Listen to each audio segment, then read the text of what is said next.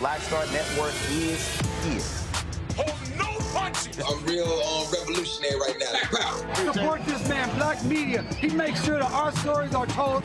Thank you for being the voice of Black America, Roland. Stay black. I love y'all. All momentum we have now, we have to keep this going. The video looks phenomenal. See, there's a difference between Black Star Network and Black-owned media and something like CNN. You can't be Black-owned media and be scared. It's time to be smart. Bring your eyeballs home. You dig?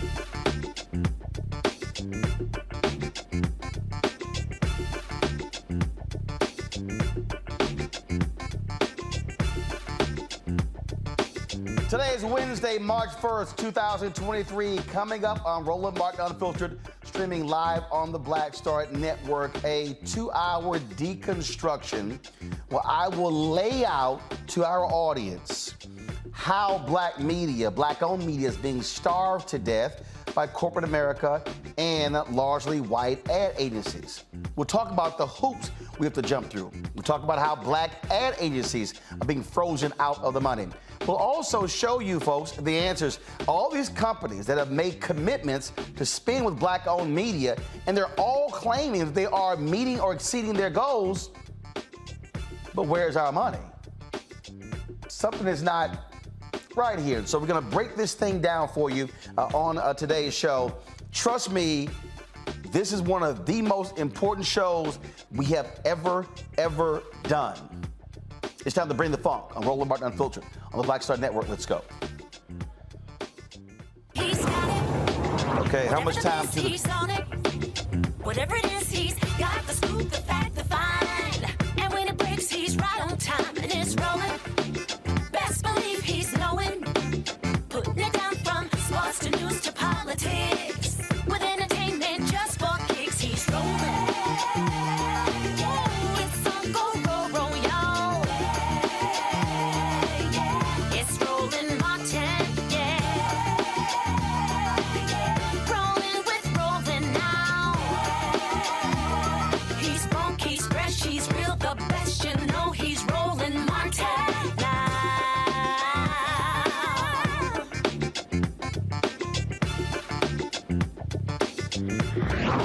Martin.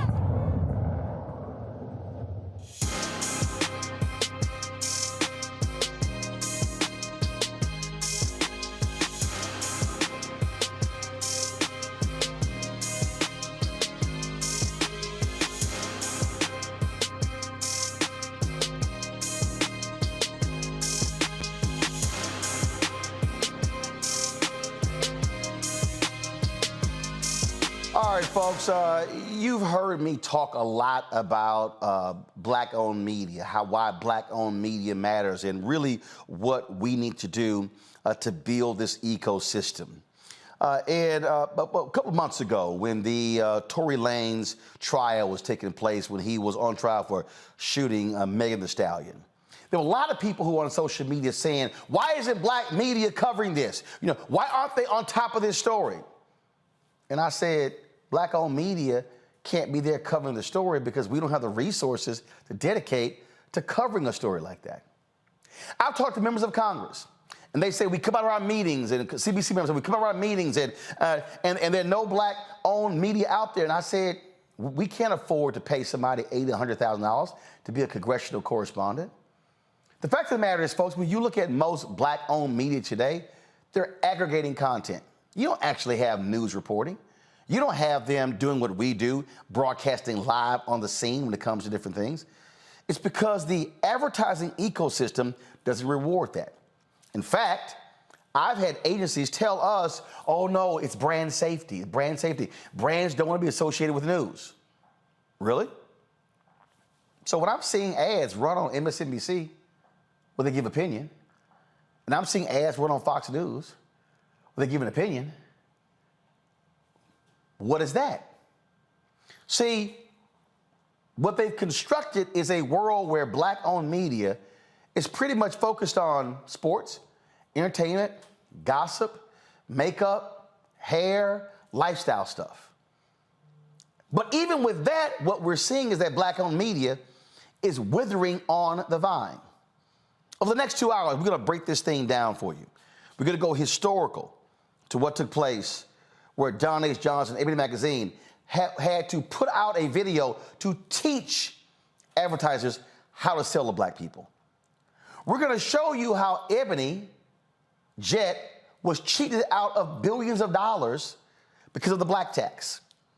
We're going to show you how BET was cheated out of billions of dollars because of the black tax. And what we're also going to do is show you all of these companies and agencies that have made these commitments to spend 2 and 3 and 4 and 5 and 8% of their advertising budget with black-owned media, how no one wants to put a number to what that is. And so we're going to unpack this thing for you because you need to understand that without advertising dollars, you're dead as a media company. Media survives off of advertising dollars. So some black people say, oh man, you out here begging. Disney doesn't have to because they're pulling down $7 billion and $9 billion. We can go on and on and on what's happening because right now in the media industry, the upfronts are taking place.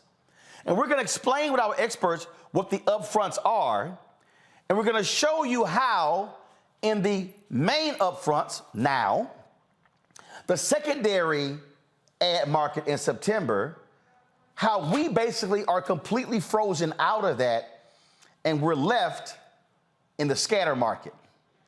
So we're going to walk y'all through what all of this stuff means so you have an understanding of how corporations and ad agencies want you to keep buying their products, to keep driving their market share, but they in turn do not want to reciprocate and invest in black-owned media, which is the place where you trust your information more than anywhere else.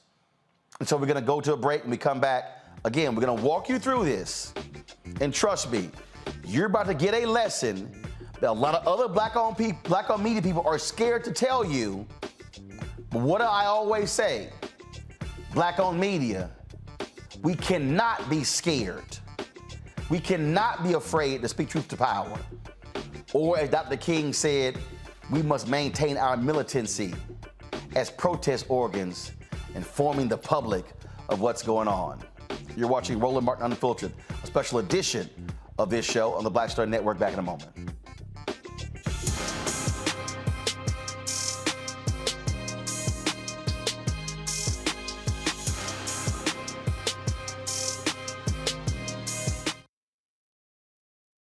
Hatred on the streets, a horrific scene, a white nationalist rally that descended into deadly violence. White people are losing their damn minds. As an angry pro-Trump mob storms the U.S. Capitol, we're about to see the rise of what I call white minority resistance. We have seen white folks in this country who simply cannot tolerate black folks voting. I think what we're seeing is the inevitable result of violent denial. This is part of American history. Every time that people of color have made progress, whether real or symbolic, there has been what Carol Anderson at Emory University calls white rage as a backlash. This is the rise of the Proud Boys and the Boogaloo Boys. America, there's going to be more of this. Here's all the Proud Boys, Dave. This country is getting increasingly racist in its behaviors and its attitudes because of the fear of white people. The fear that they're taking our jobs, they're taking our resources, they're taking our women. This is white fear.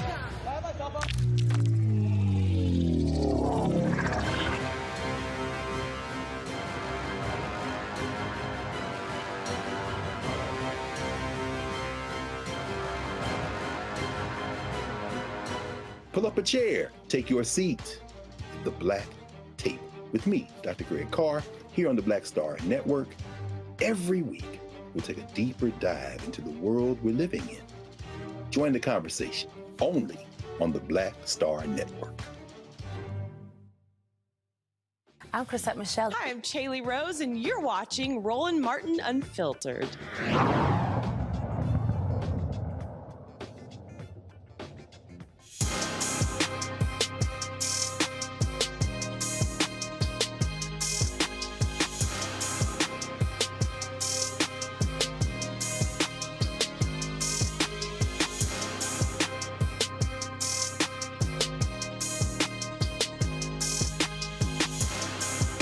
Y'all have always heard me say, if we are not having a money conversation, we're not having an American conversation.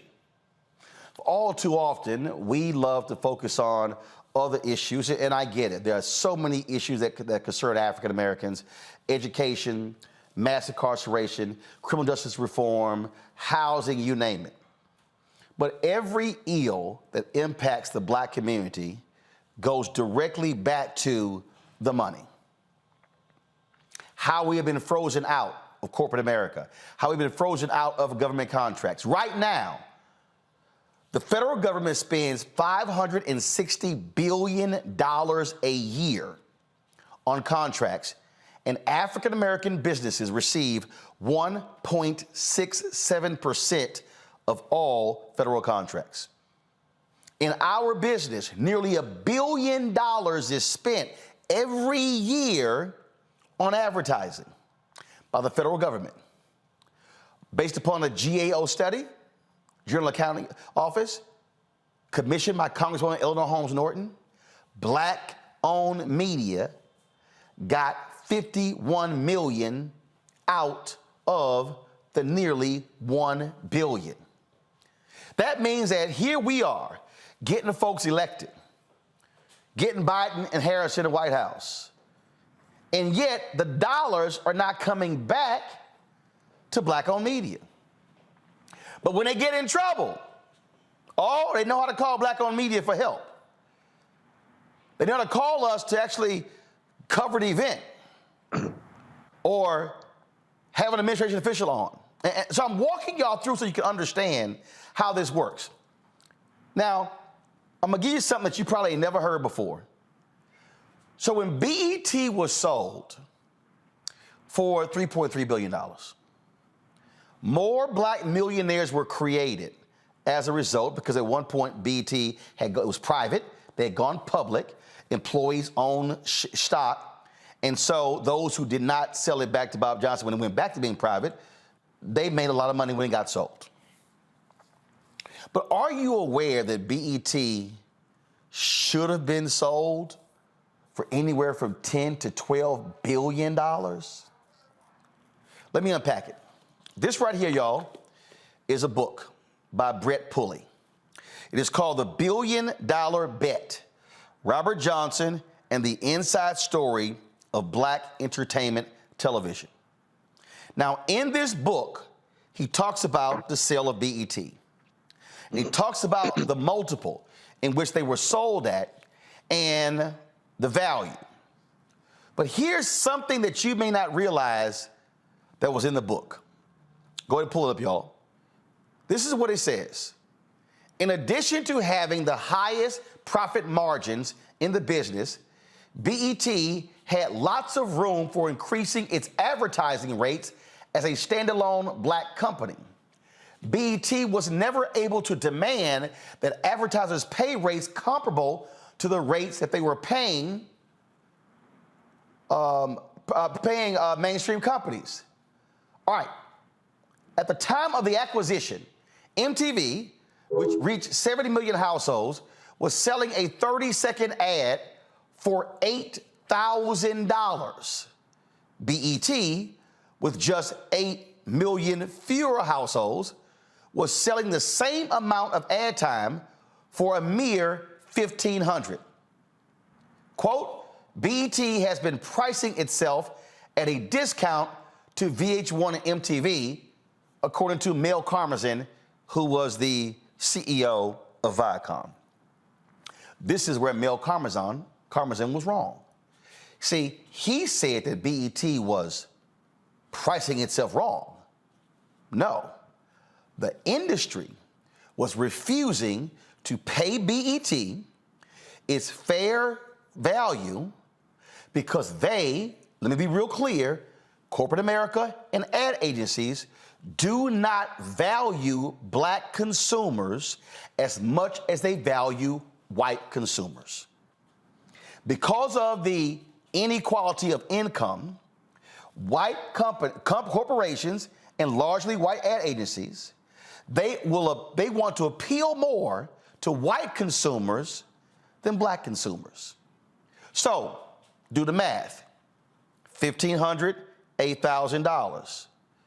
So if BET was able to get $8,000 versus the $1,500, that means BET would have been worth 4 times more than what it was sold. It was sold for $3.3 billion. So imagine if BET had always been treated fairly by corporate America and the agencies and gotten its fair share. That means that Bob and Sheila Johnson could have actually retained majority ownership of BET by selling the company for anywhere between $10 and $12 billion, which means that if they chose to sell 25% of the company, that was $3 billion. They could have literally, I need y'all to follow me here. BET, Bob and Sheila Johnson, who were the co-founders of BET, could have literally sold BET or 25% of BET for the same amount of money, and they sold the entire company, but they couldn't because BET was being cheated out of the money the entire time. Because the agencies and the corporations did not fully value the black consumer. Now, you might sit here and say, well, okay, well, that's BET. The exact same thing happened at Ebony magazine. Oh, I know. Oh, my goodness, John H. Johnson. He was on the Forbes list as one of the 400 richest Americans. Ebony should have been a $1 billion company. It never was. Do you know why? Because Ebony was being paid sometimes 10 times less for a full-page ad than GQ or Esquire was being paid, because the same agencies and the same companies did not value the black consumer at Ebony like they did the white consumer at GQ or Esquire. And that is one of the reasons why when John H. Johnson died, the company was in such a difficult situation and they had financial problems and then got sold because they had been cheated out of their fair share for all of those years. We're going to further unpack this because, folks, it is still happening. The loopholes that we in black-owned media are made to jump through, other white companies don't have to do that. When we come back, I'm going to have my panel here, And I'm going to tell y'all about a company that was launched during COVID that raised nearly $2 billion. And they launched this company, and they sold out $150 million of their ad inventory, and they never had any metrics or numbers to prove it was a smart plan. The ad community just gave this company $150 million. In Black-owned media, we're always been told, prove your numbers, show us you're legitimate. But this company that lasted 6 months got $150 million before they ever opened their doors. I'm gonna break it down. You're watching the special edition of Roland Martin Unfiltered on the Black Star Network. Back in a moment.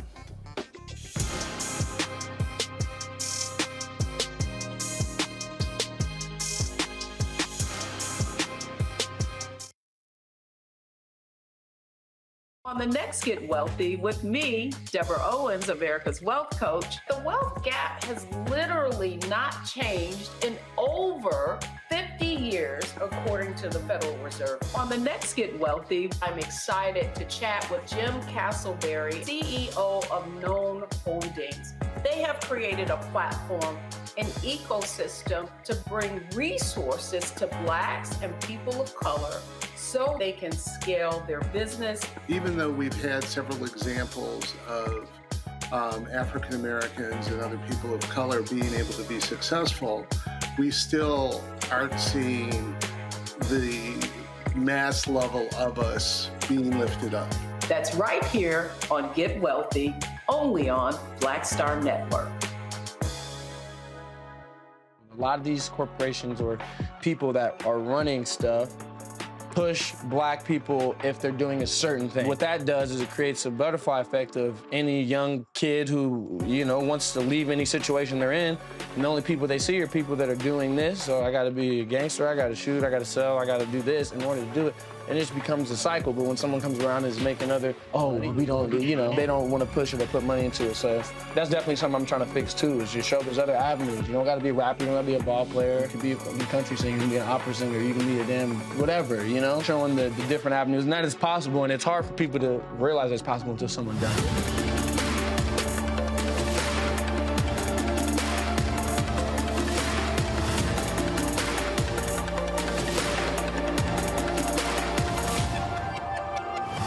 I'm Bill Duke. This is Diala Riddle, and you're watching Roland Martin Unfiltered.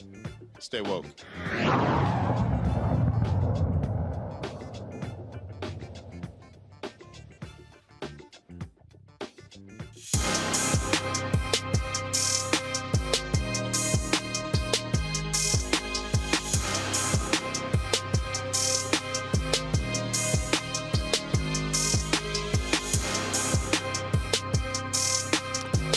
All right, folks, welcome back. So this is a mural that I have in my office here at our Black Star Network offices here on 16th and K on Black Lives Matter Plaza in Washington, D.C.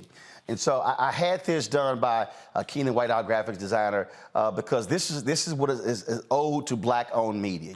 And so what you see on here, you see, folks, all of these Black-owned media properties. You see TV One, you see Ebony, you see Black Enterprise, we've got Essence, we've got Jet, Emerge, we've got Ida B. Wells Barnett newspaper. We got all these Negro Digest, that's over here. We got all of these different Black-owned media outlets because this is the foundation to why we are here today.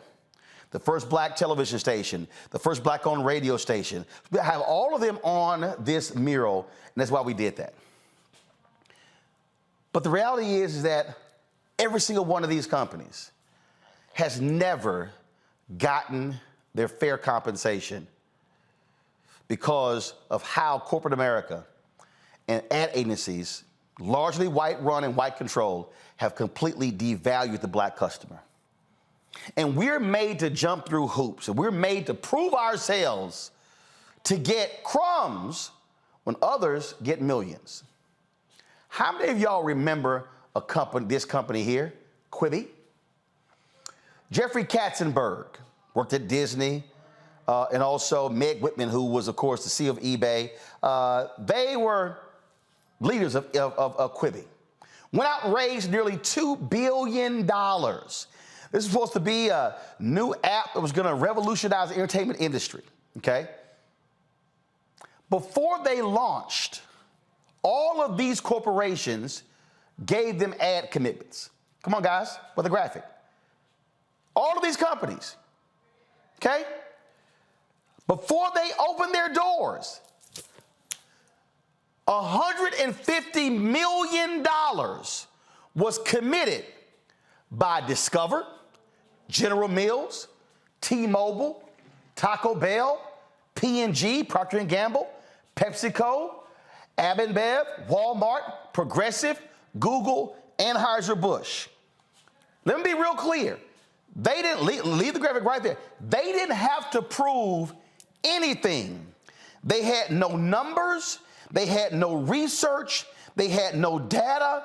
They literally had nothing. They had nothing. They gave them the money on the strength of, oh, it's Jeffrey Katzenberg. He can do no wrong. It's Meg Whitman. Oh, she could do no wrong. Oh, my goodness. They sold out of their ad inventory before they even launched. Y'all, Quibi lasted 6 months before they shut down. Do you think they gave the money back? I don't think so. I'm bringing my panel right now. Joining me is Todd Brown, founder of Urban Edge Network, Clifford Franklin, CEO of Fuse Advertising out of St. Louis, and also Randy Bryant, diversity and inclusion strategist, speaker, trainer, and writer. Clifford, I'm starting this way because I want to give people, again, a well-rounded understanding of what we're dealing with here, what we're dealing with in terms of this industry and how black-owned media is dismissed, how we are relegated to getting crumbs, and then folk expect us to be excited and treat the crumbs as if it's a whole meal. And I use the example of BET because that literally, cheating BET out of his ad dollars cheated Black America, the black people who own stock in that company, cheated them and their families out of millions and billions because of racism by corporate America and the ad agencies and the devaluation of the black consumer. Roland, you're absolutely correct. First of all, thank you for keeping this topic, at the top of the food chain. It is so important that we continue to push and fight. As you know, Fuse, we've been around since 1997, and we've been in this fight. Once they determined that they would aggregate all of the media with these holding companies, it pretty much left it to the device of the major ad agencies to pick and choose where they wanted to spend media. When we were controlling media budgets, money was going to black media outlets. It still was kibbles and bits. It was still crumbs, but we at least had a level of control over what people were able to buy. So now we're in a situation where even when you look at political advertising, the so-called general consultants who lose election cycle after election cycle get all of the media dollars.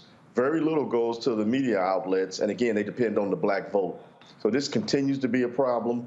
We're going to continue to keep fighting, but this is just something that, until I guess our consumers say we're going to stop pushing for you, we're going to stop voting for you, they'll keep doing it.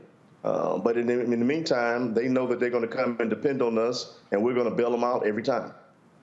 And when you say we, you're talking about black ad agencies. And so we've seen many of those folks go out of business. Many have to sell to mainstream companies to even stay in business. They're not independently owned businesses. Todd, I talked about a black enterprise. I also mentioned Ebony. You ran Ebony. You ran Jet. Walk people through the difference between what Ebony was getting for full-page ads and what they were paying GQ and Esquire when Ebony was much larger. Yeah, thank you, Roland, for having me on the show. And I was the chief revenue officer, EVP, and group publisher of Ebony and Jet for about 3 years. And our average page rate when I got there was in the $20K range for Ebony and was in the $6,000 to $7,000 range for Jet. Both of the distribution level of those magazines were $700,000 for Jet and $1.2 million for Ebony. And what that really means is how many people were paying to receive the magazine. This trick in Ebony and Jet is it's not just the people that receive the magazine, but those magazines last sometimes months, even years in their readership. So we were averaging about 10 million in readership. The short answer is, like magazines on the print side was getting 5x what we were getting at a minimum, and some were getting 10x. For the same distribution, and the black consumer had a higher propensity not only to read and recall, but to take an action because of those ads. So the same percentage, when I finished the math, and you haven't said this out loud, 78% discount versus market was the general trend that I observed. And not only that, Roland, we had the lowest volume. So we had to fight and beg for a page, and then we got the smallest rate and the smallest number of pages. Which means you couldn't hire additional people, you couldn't grow, you couldn't build, you could not market the magazine other places. So in many ways, you were fighting to survive as opposed to thrive.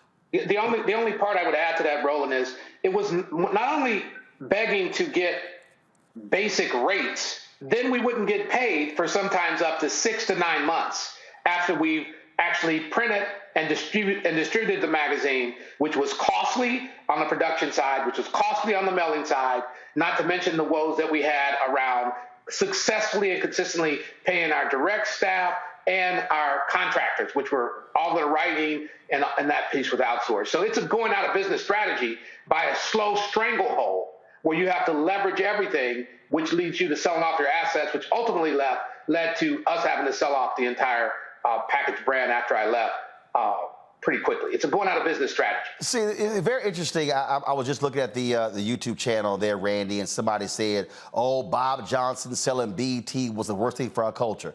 First of all, you didn't build the business. Bob and Sheila sacrificed to build the business. But the point, but the point I'm making to people, if Bob and Sheila Johnson got fair market value for BET, they could have still owned BET and made $3 billion and be just like Sherry Redstone, whose daddy, Sumner Redstone, owned Viacom. First of all, he owned an amusement company, and then they bought Viacom. And so the same reason how Rupert Murdoch and his family owned Fox for decades before selling it for $70 billion to Disney. See, all these people, I'm trying to get them to understand, when we are frozen out of distribution, frozen out of the ad dollars, when we do sell, we can't sell it for what is actually what we should be selling it for. We're selling it for a fraction, so therefore, we're then caught in this paradox, and this is the problem when we are frankly cheated out of resources. And it is pure racism how we are treated by corporate America and these agencies for decades, and there's no doubt about it.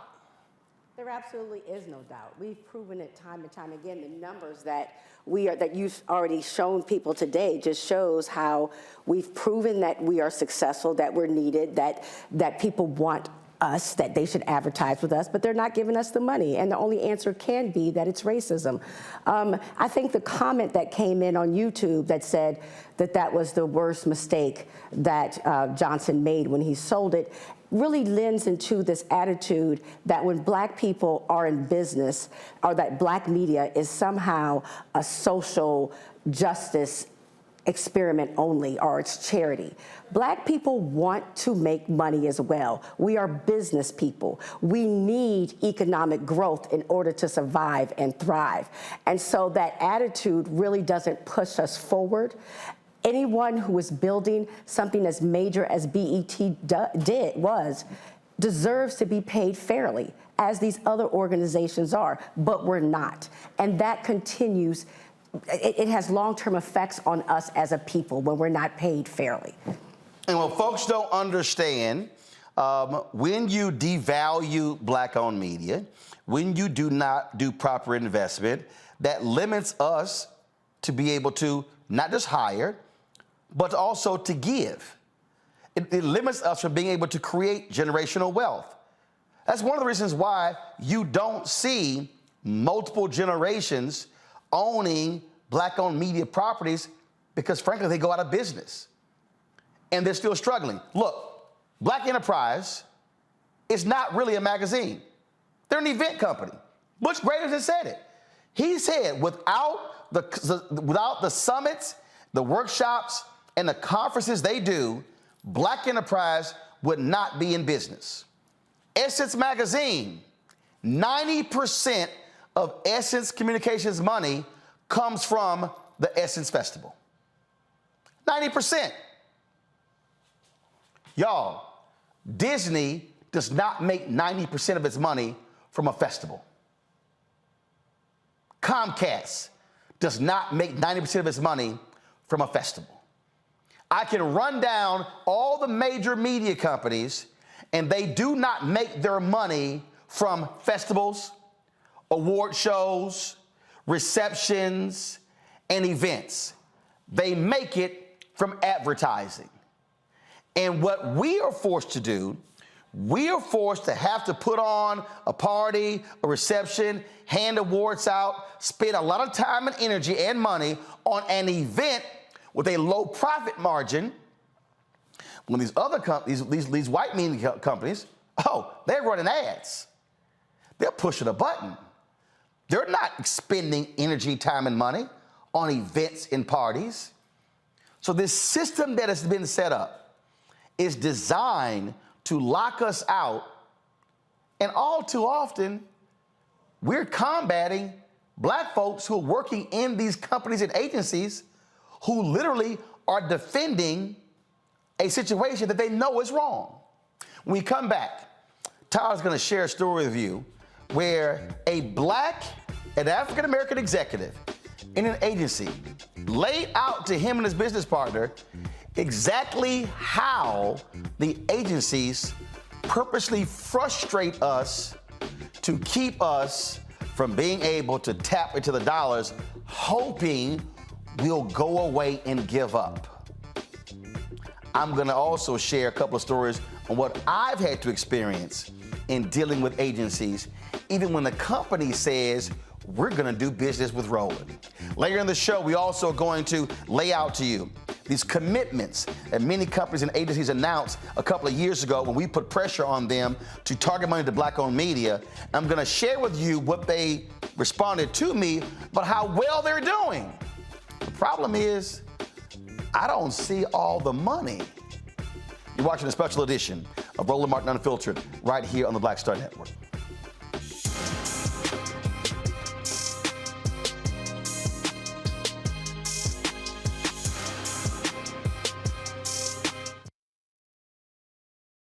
Black Star Network is here. Oh, no punch! I'm real revolutionary right now.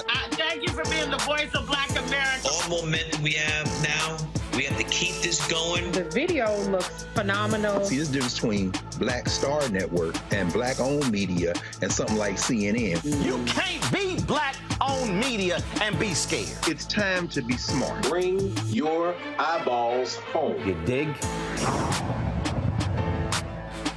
Next on The Black Table with me, Greg Carr, we featured the brand new work of Professor Angie Porter, which, simply put, is a revolutionary reframing of the African experience in this country. It's the one legal article everyone, and I mean everyone, should read. Professor Porter and Dr. Valencia Watkins, our legal roundtable team, join us to explore the paper that I guarantee is going to prompt a major aha moment in our culture. You crystallize it by saying, who are we to other people? Who are African people to others? Governance is our thing. Who are we to each other? the structures we create for ourselves, how we order the universe as African people. That's next on The Black Table, here on the Black Star Network.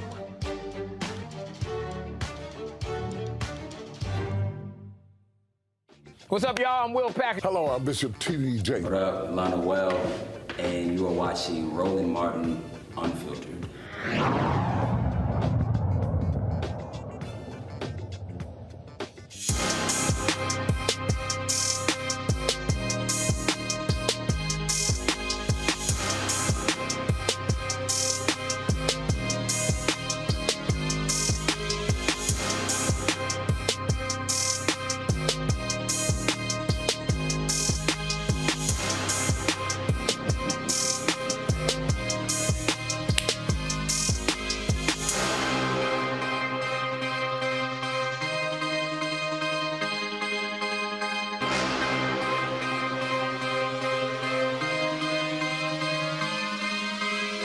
All right, welcome back to Roland Martin Unfiltered. As we do this deconstruction of the media business and how black-owned media is pretty much starved of resources, even though black consumers over-index on the products of many of these companies.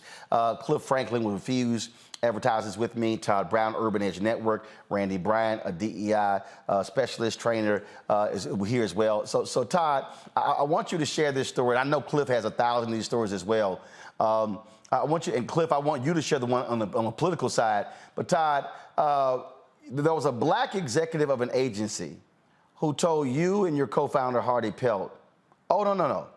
The game is to frustrate you so you give up. Yeah, there's a couple of stories there, Roland. The one that I think is most telling is the conversation starts with an idea around diversity, equity, and inclusion as a budget, as opposed to a marketing and advertising dialogue. So the first conversation we get into is they bring their foundation person, they bring their head of diversity, they bring their social justice person, and they start talking about all of the attribution they have around connecting and partying with black people. But the conversation we got into is that we're a real media company. We're delivering spots and dots. We're delivering the analytics. We're delivering the reporting. And we can also help you reach that customer in the markets that we serve. So what I always say, Roland, first is they want to make sure that we're brand safe. They use that word on you a lot. And as people know, I represent you in the marketplace because they're afraid of sort of that black hard truth telling, whether it's BLM or your show or others. But the dialogue that we're in mostly is about HBCUs and the markets that we serve. And then they come to us and start asking us specifically about our ability to deliver media on our specific site and through ad extensions, and can we do the reporting? And like I said earlier, once we go through that process, we're pummeled with no less than 25 to 30 emails about every specification around that delivery.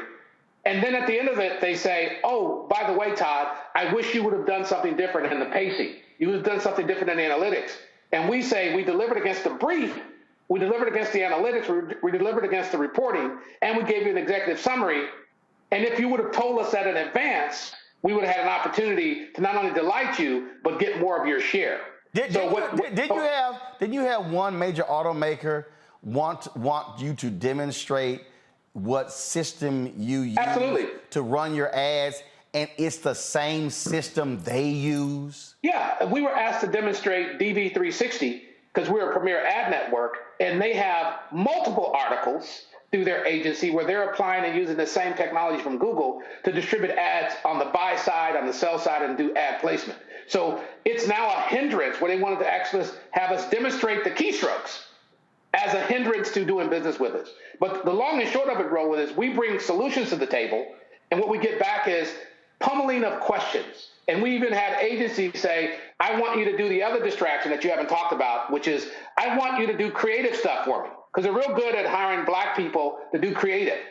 That's not media where the bulk of the money is, but it also comes with hooks that require you to distribute media later and pay for the production.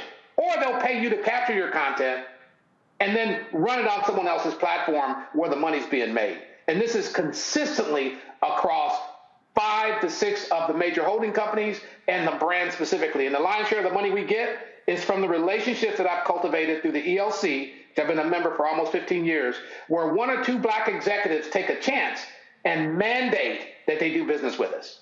And then the fight is to stop doing business and stop us from having those kind of relationships because the process is set up for us to go out of business. Randy, people, I've given speeches where I've said to people, I'm not doing a meeting with the DEI person. Right. Because the DEI person and the foundation person, I guarantee you, when Discovery, Warner Brothers, or Disney, or Comcast, when they are negotiating the upfronts, they are not meeting with the DEI person or the foundation person. They're meeting with the CMO. But they literally bring in, I mean, we've been in meetings where they'll introduce, and I'm like, why am I talking to the person running y'all company foundation? I ain't here for a grant. As a former DEI executive, what I was going to say is I would have had no business in that meeting, the type of meetings that he is discussing, because that's business. And this was my point. Companies see us as social justice, as something that they're doing as a favor to us, instead of charity, instead of respecting us as businesses, as saying this is a business move that we need to do. We need to reach black audiences. We need to reach that $1.6 trillion that we spend per year.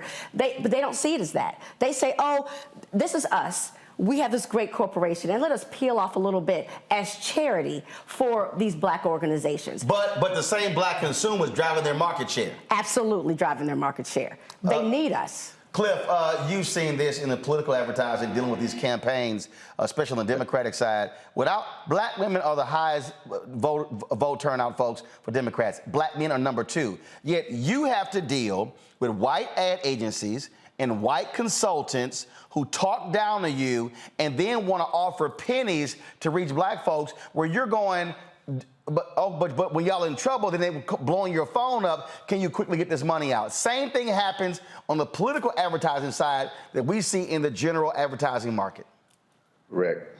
Roland, I mean, when you want to talk about horror stories, you know, on the most historic campaign, which was a well-run campaign, and it was actually some good people on the Obama campaign. So I want to start it by saying I worked with some really good people, but it was interesting when it was time for budgets. It was a battleground strategy for 12 states. We put together reams of data to justify what we needed for budget consideration. And our data came back saying that we needed $26 million. They came back with a budget of $10 million. I said, okay, well, here's my data for how I can justify $26 million. How can you justify the $10 million? One of the black executives on the campaign said, well, this is the most money anybody's ever gotten on a political campaign. I said, well, he's raised more money than anybody has on a political campaign. So shouldn't we get the budget consideration based on the data? And we basically got what was left. And that's what we have to deal with. Even when you look at the congressional and the senatorial campaign committees, the general consultants don't have to go through an RFP process, but all of the black consultants have to go through a sham RFP process, and then they'll pick one that, you know, they've decided they want to handle some of the black media, which is still going to be a very small portion. So this goes on and on every election cycle. I've been doing national political campaigns since 2004, and every cycle it's been that way. But note, the last time we've had a national campaign manager, I believe, was the Al Gore's campaign, and that was Donna Brazile. We haven't had a national black campaign manager or anybody over finance or budget in these campaigns. So the same general consultants who eat every election cycle will continue to eat. Now, we're hoping that changes because there's been a changing of the guard with the DCCC. So we hope that there will be, you know, some better opportunities coming up in 2024. But we know we got a battle on our hands. I call you every election cycle at the last minute with a few crumbs saying, Roland, can you put this up on behalf of the client? I don't even ask you, you know, what metrics you're going to give me back. I just know I need to give you some money, just like I do the other black media outlets. That's exactly what happens. And folks need to understand this is across the board, folks. This is numerous companies. I can tell you point blank, I had one company that said, we're doing business with Roland. It was a great deal. They said, get hooked up with the agency just for the purpose of getting paid. Well, the agency starts asking me questions. So I answered the question once, and then they sent a second question. Then they answered again. I said, well, by the third time, I said, what the hell? Am I being vetted again? So I called the client. The client was like, who the hell is this person named Molly? And so they then get on a call the next day, and what ends up happening? They say, so Molly goes, well, y'all aware that here's a segment on the show called Crazy Ass White People? And the executive said, am I on it? And said, we're doing the deal with Roland. That's how the deal got done. But the agency blocked it. I had another agency very recently that was like, oh, this company wanted to do a campaign quickly. This agency, well, no, our process takes a very long time. And I'm like, your client wants to do the deal. Folks, here's what we have been telling major corporations. It's your money. It's not the agency's money. They should not be controlling your dollars. That's why we go direct to companies. That's why when Byron Allen sued, he said, I'm ignoring the agencies because if the only way we as Black-owned media are going to move forward is if we put pressure directly on the companies to spend money with us and bypass these agencies, because the games that they play and the hoops they make us jump through are an abomination. And here's the other problem. Most Black-owned media, they're not me. I'm not even Urban One or Black Enterprise or Essence. And I know that most of these other smaller people, they can't even get in the door. Their emails don't even get returned. So I know what they're dealing with. Folks, this is how we stay broke. This is how we stay small. This is how we are unable to build major Black-owned media institutions, because they basically have imposed economic apartheid against us. And then it's like, oh, we'll do 1% and 2%. When I come back, we're going to talk about that 1 or 2% thing. And let me show you, when we talk about numbers, what that looks like. You're watching the special edition of Roland Martin Unfiltered on the Black Star Network.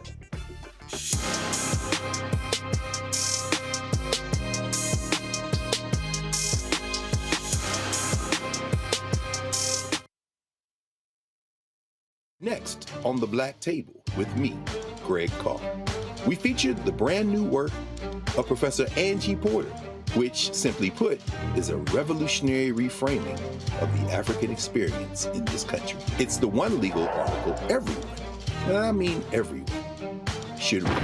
Professor Porter and Dr. Valencia Watkins, our legal roundtable team, join us to explore the paper that I guarantee is going to prompt a major aha moment in our culture.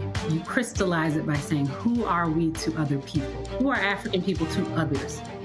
Governance is our thing. Who are we to each other?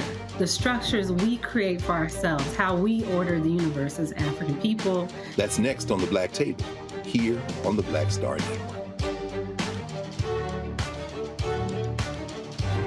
A lot of these corporations or people that are running stuff push Black people if they're doing a certain thing. What that does is it creates a butterfly effect of any young kid who, wants to leave any situation they're in, and the only people they see are people that are doing this. So I gotta be a gangster, I gotta shoot, I gotta sell, I gotta do this in order to do it. And it just becomes a cycle. But when someone comes around and is making we don't do, they don't want to push it or put money into it. So that's definitely something I'm trying to fix too, is just show there's other avenues. You don't gotta be a rapper, you don't gotta be a ball player, you can be a country singer, you can be an opera singer, you can be a damn whatever, showing the different avenues. And that is possible, and it's hard for people to realize it's possible until someone does it.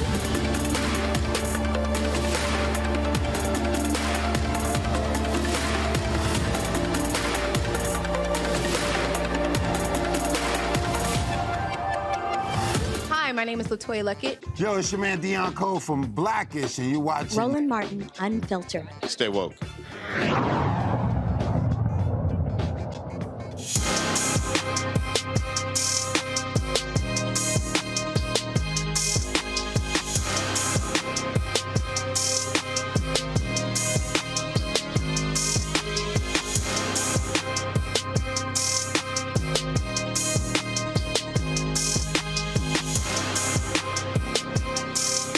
All right, folks, welcome back to Roland Martin Unfiltered on the Black Star Network. It was a couple of years ago when those of us in Black-owned media, we began to make lots of noise, making demands that these companies spend their dollars with Black-owned media. Well, as a result, you begin to see announcements made. Here was an example here where one of the largest agencies, Group M, announced that 20 companies committed to spend at least 2% of their total annual media budget in Black-owned media through their Media Inclusion Initiative. And so Group M, of course, is owned by WPP. That's the holding company. And so those companies, well, AARP, in fact, y'all may not realize this, if AARP, if they broke out their Black membership as a standalone organization, they would be the largest Black organization in America, more than 2 million.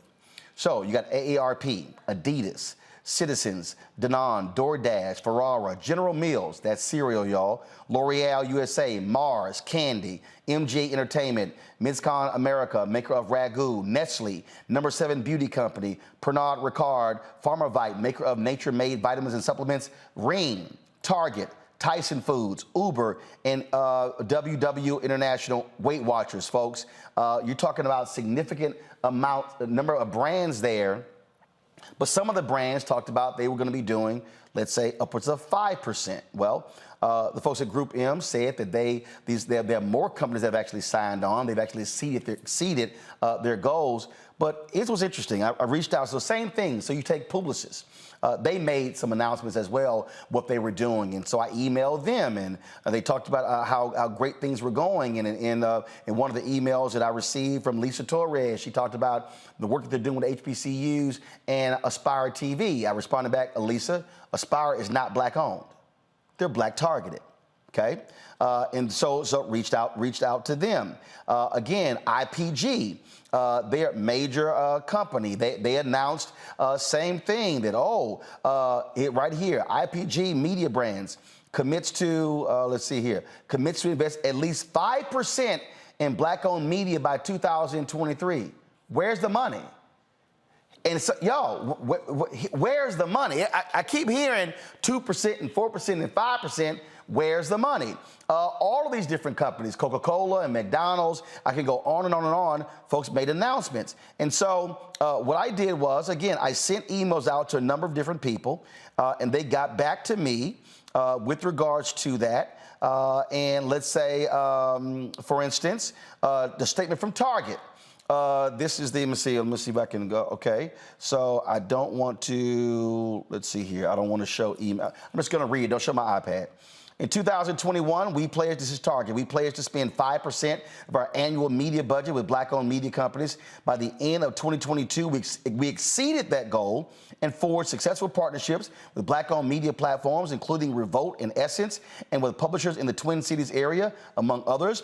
We recognize the responsibility we have to use our size and scale to have a positive impact on our guests and the communities where we do business. Our commitment to supporting Black-owned media companies allow us to reach our guests through platforms and that are hyper-relevant to them, and to be a catalyst for change in the media industry. We remain committed to our industry-leading pledge to spend 5% of our annual media budget with Black-owned media companies. I then responded, what's your annual media budget? Let's track the number.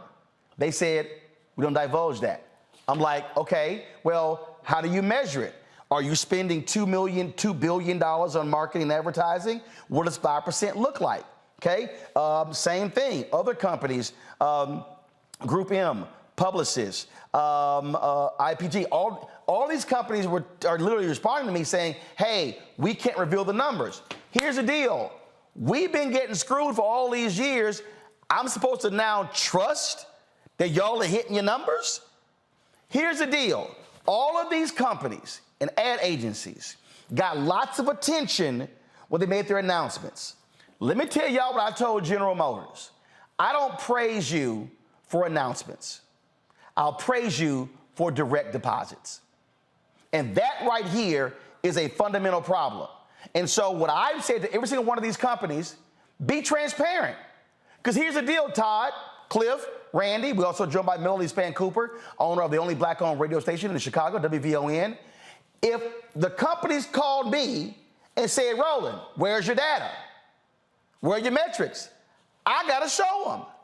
So they want us to believe every single company I've emailed, Melody, has said they've exceeded their goals of 2%, 4%, and 5%. I'm trying to figure out where the money at. Get him, Uncle Roro, get him. I'm trying to find out where the money is too. I would love for you to put that graphic up from Group M because they committed to 20. Was that 20 brands? Look at there. There were 20 brands, and I'm told there are more than 20. Some want to remain private. Go ahead. So I would like to use my company as an example. I'm in the third largest market, right? So there would seem that I would at least, after 2 years, have at least half this list, right, with the money that they've spent over the 2 years of that commitment, right? I see one client that has reached us. And quite frankly, we had them before, which is AARP. So I'm wondering, these agencies have so many people working in them, doing so many different things. The brand manager, I mean, all these incredible titles. You've got that many people working for you, and in 2 years, you cannot figure out how to reach a legacy company in the third largest market with at least half those brands? Come on now. Come on. When we started this after George Floyd, right? I asked everyone, is this a moment or a movement for you? Yep. Is this a moment or is this a movement, right? Now, I'm not going to sit here and tell you that my numbers are not up. They are up, right? But with the people who came to the table and the number of commitments that were made, I should at least, my business should have increased threefold, fourfold. And I can't tell you that that has happened. Yep. Look, right? I really appreciate this conversation. I'm going to show you this right here. All right. So Walmart put out this statement May 21st, 2021 from their CMO, William White. And this is what it says. We're committing to deeper and longer-term relationships with minority-owned media partners. In particular, we will spend at minimum 2% of our total budget with Black-owned media businesses this year and 4% next year, and that figure will continue to grow. Okay, so when I'm reading this story and I'm going through the numbers here, I saw 100 million, 200 million. So I'll start going, okay, well, who's getting it? I'm gonna tell y'all right now. We have been meeting with various Walmart agencies for 2 years. I swear, Todd knows this, it's a new group every other month. We started with Walmart, then they told us to go to Publicis. Then we went to another unit in Publicis, then another unit in Publicis. We talked to them about our Juneteenth initiatives, our Black History Month initiatives, went through the whole deal. Zero. Now, here's the deal. There is no other Black-owned media outlet that has a 24-hour news channel. We're the only one. Yeah. We're the only one who literally is doing a daily digital show and has 5 other shows. Yeah. So I'm like you, Melody. I'm trying to figure out. Well, let me say something. Where the money at? And hold on. That list, put it up again. The only money we got from all of those clients is from Target. That did not come from the agency. That's because I was hitting Laisha Ward directly at Target and the relationship. Todd, you know this too, in that y'all have a situation, so the agencies aren't necessarily giving us dollars. It's the clients telling them you're going to give them money. Todd, go ahead. Yeah, so what's interesting, and I don't want to make this about Group M, and we know that Group M formed a relationship. I'm going through everybody. They formed a relationship with Carlos at Ozzy. They formed a relationship with Group Black. They have a strategy of partnering with who they've decided was Black-owned media. We see them do a lot of work in the creative side. We also see some action at Dentsu, where they actually did some really positive things by paying us in 30 days. And the work that we have with Group M and others, they just told us the average receivables is 120 days. The 3 accounts we have there, Walgreens, CDW, and Target, came from relationships that we formed. So by and large, what I find, Roland, is that this used to be a conversation with a bunch of key strategic white executives. Now it's a conversation with the black handlers who are there to tell us no, to make sure that no money gets into the black coffers relative to media. So it's not about performance, not about delivery. And I like what my friend Byron likes to say.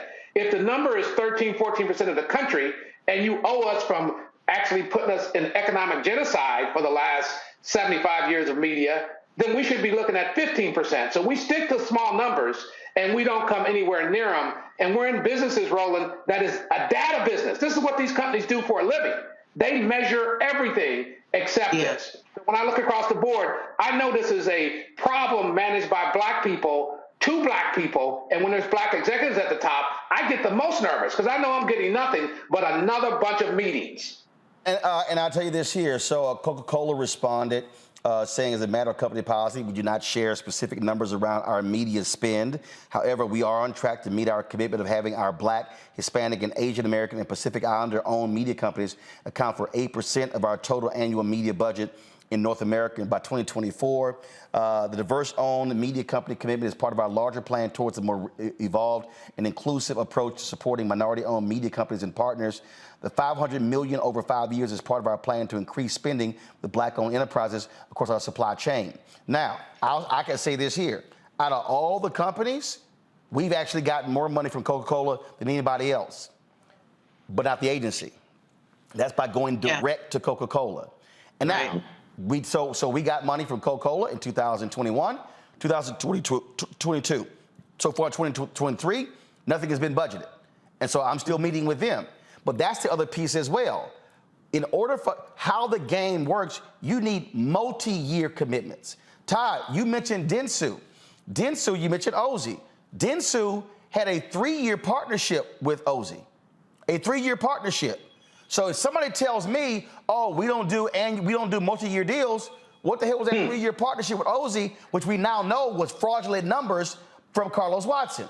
So what I'm trying to get people to understand, everybody who's watching, when you also do a multi-year commitment, I now can hire people over the next year because I'm projecting my revenue. If you come to me, I told General Motors this. I'm not happy with a single-year allocation. I appreciate what we got last year. I'm looking for a multi-year partnership and commitment because now I can project my revenue and build my staff and grow my staff as opposed to, damn, new year, oh, let's see what the hell comes in, and now I'm in survival mode. What I keep telling y'all, I'm tired of black-owned media being in survival mode versus thriving mode. And that's why we're having this conversation. So I'm going to go to a break. We're going to come back, pick up this as well. And I'm going to share some more responses that I've gotten from these agencies and companies where everybody saying they meet their goals. Don't nobody want to release no numbers, though. You're watching Roland Martin Unfiltered on the Black Star Network.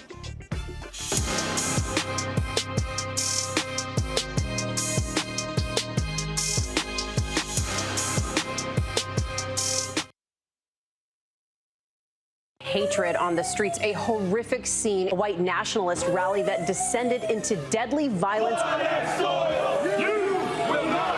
White people are losing their damn minds.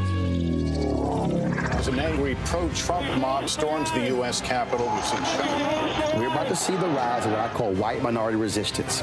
We have seen white folks in this country who simply cannot tolerate black folks voting. I think what we're seeing is the inevitable result of violent denial. This is part of American history. Every time that people of color have made progress, whether real or symbolic, there has been what Carol Anderson at Emory University calls white rage as a backlash. This is the rise of the Proud Boys and the Boogaloo Boys. America, there's going to be more of this. Here's all the Proud Boys, guys. This country is getting increasingly racist in its behaviors and its attitudes because of the fear of white people. The fear that they're taking our jobs, they're taking our resources, they're taking our women. This is white fear.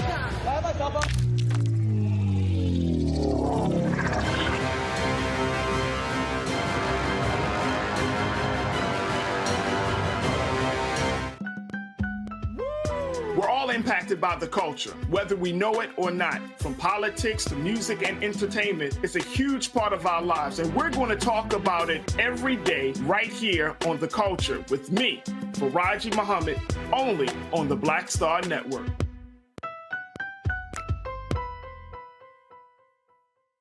Hi, I'm Gavin Houston. Hey, what's up, y'all? It's your boy Jacob Lattimore, and you're now watching Roland Martin right now.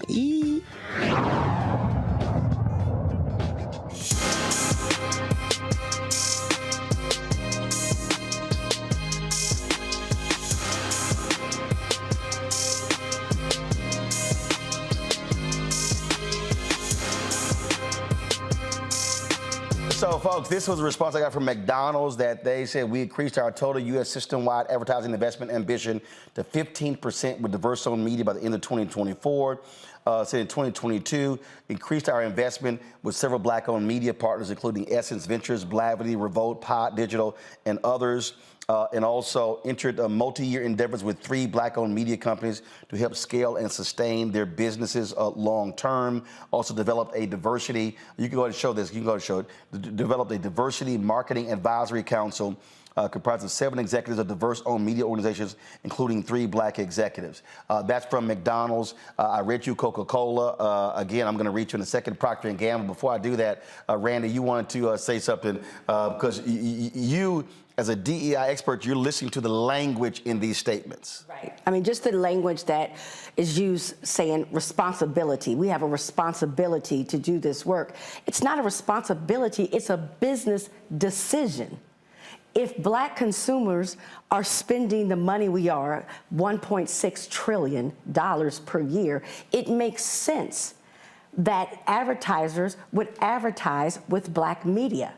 And really the question should be, why does it have to be this big conversation, this big push, these initiatives? Why are they talking about what they're going to do after George Floyd was murdered, right? As if, again, it's a social justice issue and not an issue of business. Cliff, Procter & Gamble said, y'all can go to my iPad, we doubled our Black-owned media spend from 2021 to 21-22. We're on track to double it again for 21-22 to 22-23. Laid out the things that they have sponsored. They mentioned the various different platforms: Black Enterprise, Ebony, Essence, TV One, Urban One, National Association of Black-owned Broadcasters, Bounce, Black Doctor, Upscale, AUR, and more. I ain't seeing Black Star Network there. And then, of course, there's other different events. But here, I'm going back to the basic thing here, Cliff. It's a numbers game and it's a PR game. This is what I mean, because this is this is all the different companies. Nobody wants to say what the 2% represents. Are you spending because if you're spending $1 billion on advertising and you're promising 2%, that means Black-owned media should be getting $20 million. If you're spending $3 billion, I'll give you a perfect example, Cliff. We have been meeting with PepsiCo. Guys, pull the Quibi graphic up, okay? This is a perfect example. These are some of the 25 advertisers that gave Quibi $150 million and bought out their entire inventory. Before they even launched, before they even pressed go, PepsiCo is one of them. We have been meeting with PepsiCo for 2 years. I sent an email, a tweet to one of the board members, and then they responded. John Banner, who's now left to go to McDonald's. We've had multiple meetings. Nothing. Now, here's the deal. I know Black folks drink Pepsi. Pepsi can't say, Roland's not brand safe, when I've done 3 years with a deal with Coca-Cola. Your partner. Pepsi and Coke do have pouring rights deal with HBCUs. And so I'm sitting here, I gotta ask the question, PepsiCo, how do you give Quibi money with no metrics, no data? I got 4 years of data. 4 years. Black folks, they know my connection with Black people, and literally nothing so far. And not only this here, because I need people to understand numbers. The National Urban League, and Mark Morial was on here, I tell him about it, has an initiative with Pepsi Foundation to stand up Black restaurants. It's a 5-year initiative, $10 million. PepsiCo has an initiative to drive $100 million in receipts to Black-owned restaurants over 5 years. The problem is you can't measure it. There's no promo code. Who told me that? One of the Black restaurant folks on the committee. Now, imagine if PepsiCo, I'm gonna go to you next, Melanie. Imagine if PepsiCo said we're going to do 5% of our marketing budget with Black-owned media. Based upon our research, PepsiCo spends about $3 billion a year on marketing. That's $150 million. That means over 5 years, Black-owned media would get $750 million. Which one is bigger? The 5-10-year $1 million initiative with the Urban League, $100 million in receipts to Black restaurants, or the $750 million? Those are game-changing numbers, Cliff, then Melody. That's what we're talking about here. That's increasing the multiple, allowing us to build, not remaining small. Cliff? So, Roland, whenever I'm out pitching GFN TV and we're growing streaming video network, I use the Quibi example, and everybody gets uncomfortable, but I open up the meeting with the Quibi example just so they'll know that I know. So I know what they're capable of doing. I know what they want to do. That's why this is called a media investment. When you can enter into a long-term partnership with a platform, it allows for our platforms to scale. So they were going to make basically a media investment in Quibi, and Quibi failed. They could make a long-term investment in your platform, in my platform, and others, and allow us who have proven track records, who have data, who have been around for a number of years now, to do the same thing and make that investment. So as I'm pitching it now, I'm going beyond spots and dots. Yes, we have data. We have global data because we're Global Fusion Network. But beyond that, I'm pitching the fact that you can do this. You have the power to do that. The problem is sometimes I think the agency has more clout than the client. And correct me if I'm wrong on that, but it just seems like sometimes the client is actually deferring to the agencies. And I see that all the time, even on the political side. The client lets the agencies run the show. Melody, go ahead. I think he's 110% correct. Not only that, what you are finding now, they're saying that they're spending this money and they're being so lazy with it. Listen, you don't have to go far to find Essence, Black Enterprise, Urban One, some of these already scaled companies, and I get it, they're going to get the lion's share of many of these budgets. But here's the problem. Those of us that are on this phone who own these assets, right, who may be independent, may be more niche or smaller, we continue to get overlooked.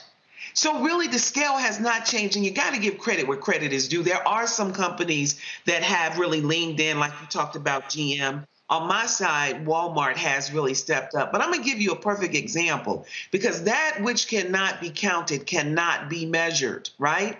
Blue Cross Blue Shield. I'm thinking about, I'm in the third large, I'm in the city with these big companies, right? Give you a perfect example. They spend $15 million in local advertising in Chicago, $15 million. I got zero. They got a Black president. They got a Black chair of their board. They sent me all around for 1 year, Roland, trying to connect on a proposal I gave them that covered both my talks, my radio stations, my Spanish station and my Black station. Might have been $300,000. They become so arrogant. They come back and they said, what we'll do is we want to test case you with $20,000. They took my $300,000 proposal and they made it $20,000. So I told them to keep it, right? I can't perform for that. But when you talk about these numbers, that's the insult level. Yep. And the reason that they're doing that is because you know who you're competing with for Pepsi? You're competing with the Urban League. You're competing with the National Action Network. We are the only group of people who compete with our social organizations. We have to stop talking about that. This has been mentioned several times tonight. This is not about social justice. This is somewhat about social impact. It's about investment. Call it what you call it for the white people. It's investment. Just making it stop doing charity with us. Stop it. Todd, I see you over there with the amen corner. I'm not just saying amen, Roland. You know, there's a budget for social impact and diversity. And I've never seen it above $500,000. It's for buying tables and giving big checks out. There's a whole nother hundreds of billions of dollars in the marketing budget. And the conversation that we're at war, and we're at war right now with a number of Black social and event companies and people who throw parties, because that budget is sacred to them. That's how they make their living. But the conversation I'm having, they've never gotten a check from any of the 6 holding companies or any of their affiliates. So we have to shift this dialogue from a couple $100,000 in small beans and the throwaway budget to a conversation about what's really going on. And at the end of the day, the last 2 big impacts economically happened by Jay-Z and Kanye. Stop buying Cristal, and they're screwing over our good friend Kanye with his Yeezys. And the economic impact was material. So at the end of the day, all of this stuff we're talking is noise until we yield and start wielding our 1.6 trillion of impact and cost 1 or 2% impact on some of these brands.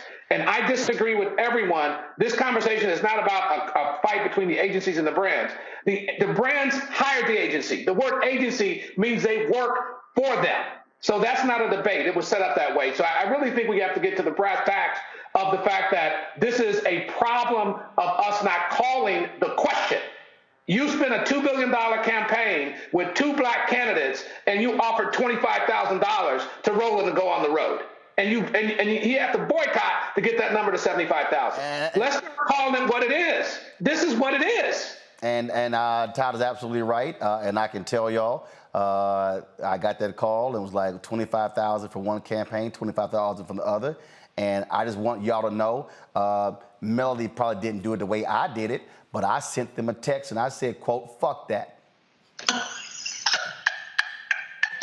And I said, I will keep my black ass at home. Good luck in your campaign. But I was not going, and I told them y'all can keep y'all 50,000. I said, but you're not gonna ask me for a ground game. You wanted me on the road. You wanted me digital ads. You wanted all this sort of stuff for 25,000 each. When Sinclair Television last year did $340 million in political advertising, and you think I'm gonna go out there and be for 50,000 in 2 states? You done lost your damn mind. And yes, I sent that text to the campaigns, to the agency, to Jamie Harrison, to 10 Congressional Black Caucus members, and told them ain't no way in hell that's gonna happen. Y'all, the only way this game changes is when black-owned media refuses to accept crumbs as a meal. That has to stop. Now, when we come back, I'm gonna pick up on Melanie's point about civil rights organizations, and I've said to them, they've got to stop accepting small checks and somehow think that's benefiting the black community when you bypassing hundreds of millions of dollars that we can be getting in other areas. And what did Dr. King have to say about this here? He told us on April 3rd, 1968. I'm gonna show it to you. You're watching Roland Martin Unfiltered on the Black Star Network.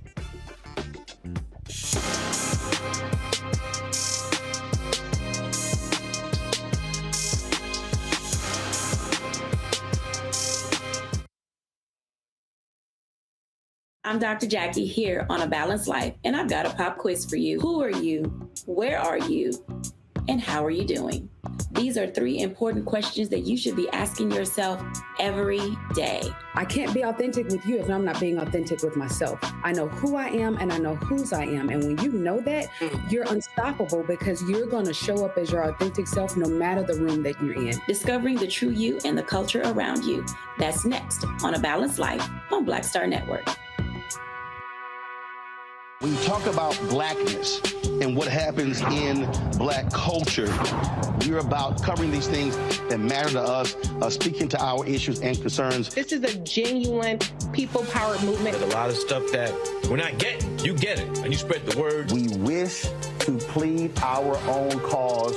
Too long have others spoken for us. We cannot tell our own story if we can't pay for it. This is about covering us. Invest in black-owned media. Your dollars matter. We don't have to keep asking them to cover our stuff. So please support us in what we do, folks. We want to hit 2,000 people, $50 this month, raise $100,000. We're behind 100,000, so we want to hit that. Y'all money makes this possible. Checks and money orders go to P.O. Box 57196, Washington, D.C. 20037-0196. The Cash App is $RM Unfiltered. PayPal is R Martin Unfiltered. Venmo is RM Unfiltered. Zelle is Roland at RolandSMartin.com. Hey, I'm Donnie Simpson. What's up? I'm Lance Gross, and you're watching Roland Martin Unfiltered.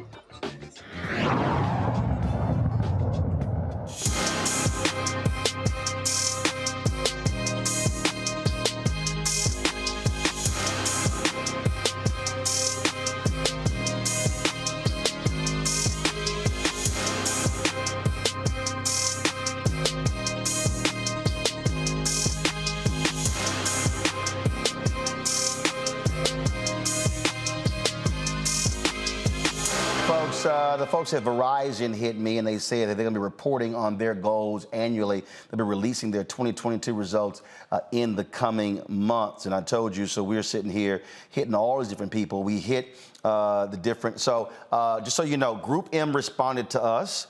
IPG agency has not responded. Publicis responded to us. Omnicom has not responded to us. Havas has not responded to us. And so do understand, I'm going to get the answers. And so, again, I'm here every day, and I own it. And if I got to do this every day, I'll do it every day. As Frank Lucas said in American Gangster, I'm going to get that money. Now, I need people to understand Dr. King understood everything we're talking about. April 3rd, 1968, Mason Temple, the night before he was assassinated, he lays out in a 43-minute, 16-second speech, really the blueprint for Black America moving forward.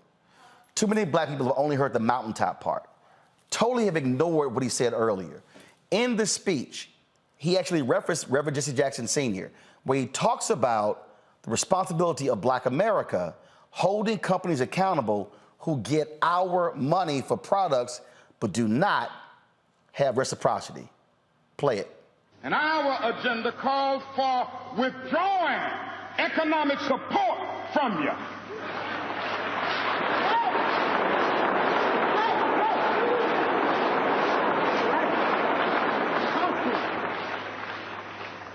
And so as a result of this, we're asking you tonight to go out and tell your neighbors not to buy Coca-Cola in Memphis.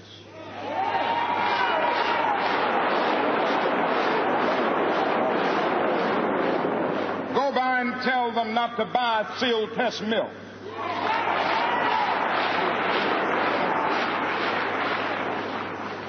Tell them not to buy, what is the other bread? Wonder Bread.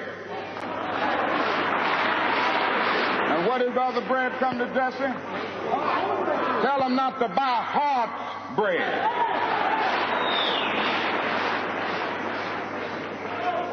As Jesse Jackson has said, up to now, only the garbage men have been feeling pain. Now we must kind of redistribute the pain.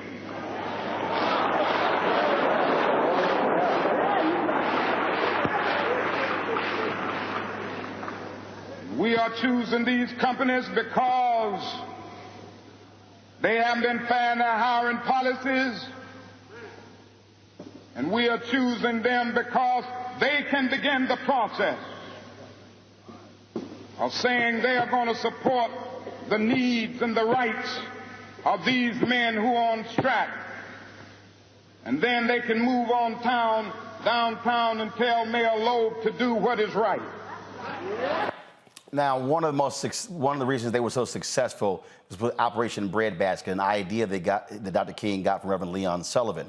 Martin Depp was a white pastor out of Chicago, was on that committee in Chicago, and I've referenced this book numerous times. It's called Operation Breadbasket, an untold story of civil rights in Chicago, 1966 to 1971.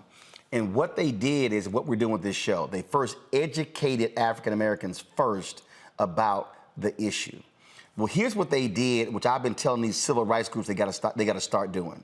They didn't just say hire Black people. They told companies deposit money in Black banks. They told them hire Black companies when it came to contracts. They had a very detailed strategy in doing so. Now, Depp writes the greatest failure, though, of Breadbasket was that they did not do proper follow-up. They had announcements of MOUs, but they did not come back in terms of forcing them on the accountability part. What I've said to civil rights organizations, you don't let companies come and give you $500,000 and you don't have a racial index. You don't have them come to you and you say, well, wait a minute, what about transportation contracts, catering contracts, event planning contracts, PR contracts? Who are your bond companies? What about your attorneys? Literally the entire professional services and black-owned media. Wells Fargo was a big presenter of the NAACP Image Awards. That's great, but how much money did black consumers lose in the housing crisis as a result of those practices? Has Wells Fargo properly reinvested in black America? I say the answer is no. We can go company by company, and I've said to the NAACP, to the Urban League, to the National Action Network, you should be making a higher level of demands to say if y'all want our stamp of approval, it has to mean multiple millions and not just sponsoring an event. Terrell Whitley is the CEO of Liquid Soul, an agency out of Atlanta. Terrell, we've talked about this numerous times about what's happening with these companies when it comes to these agencies, when it comes to these folks. You've had to walk companies through who didn't get it. But the issue that we still are dealing with is that the amount of money that they are spending is minuscule. It is small. Yet we see white media companies. Right now, the upfronts are going on. By June, 80% of the $322 billion, almost $400 billion spent annually, will be allocated, and black-owned media will be virtually non-existent in that 80%. And then the second wave is in September. And so the money that we get typically is what is in the scatter market when they go, well, how much money we got left over? We got to spend this money in the last quarter. So all of a sudden, Melanie's phone rings, my phone rings, and it's like, hey, Cliff knows it. I got 30, 40,000, 50,000 to spend. Hey, man, where can I spend it? And it's like, we've been looking for y'all for the last damn 9 months. Terrell? Yeah, you're exactly right. I mean, it's been a systemic issue that we've dealt with for a very long time. I think, you know, as I listened to Dr. King and you talked about the follow-up of these MOUs, it really rested on my heart how sometimes we are, we're kind of scattered and not focused collectively on shifting an agenda. One of the things that I talked about, even as I watched the Grammys and some of these award shows, is as we celebrate 50 years of hip-hop, do we still own hip-hop? Who owns hip-hop? They do. We created it. It belongs to us. It is completely and totally based off of our culture. It is a global phenomenon that we don't own. So I look at this equation on both sides. I look at what is it that they're doing and what's the equitable level position of engagement, knowing that from a marketplace perspective, we know that we deliver power. But then the other side of the coin is how do we control, manifest, and effectively pull our power together to show it, demonstrate it, and ultimately impact change. So what you're saying and what you're doing is very key for others to understand that you can't be out here alone. We have to find spaces and places where we have a united front, where we connect and lock arms, and we say no more. You will not go past this line without us.